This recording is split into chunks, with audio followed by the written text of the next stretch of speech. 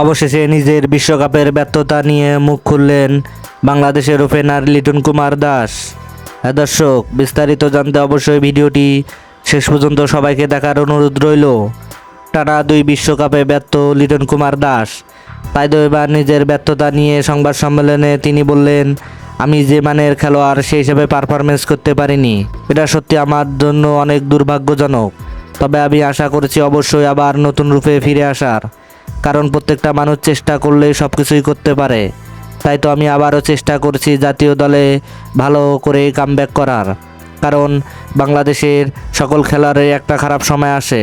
আমারও হয়তো গোটা 2টা বিশ্বকাপ খুবই খারাপ গেছে, তবে আমি বলবো অবশ্যই আমার সেরাটা দিয়ে আমি খেলতে পারিনি। তাই তো আমি চেষ্টা করছি আমার সেরাটা দিয়ে আবারও জাতীয় দলে ফেরার জন্য। সামনের বিশ্বকাপে অবশ্যই আমি আমার সেরাটা দিয়ে খেলবো।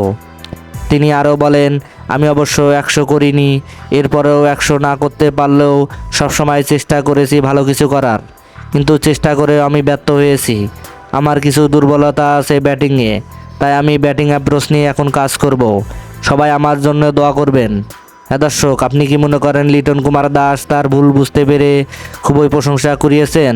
তাহলে অবশ্যই আপনার মূল্যবান মতামত কমেন্ট বক্সে জানাবেন। ধন্যবাদ।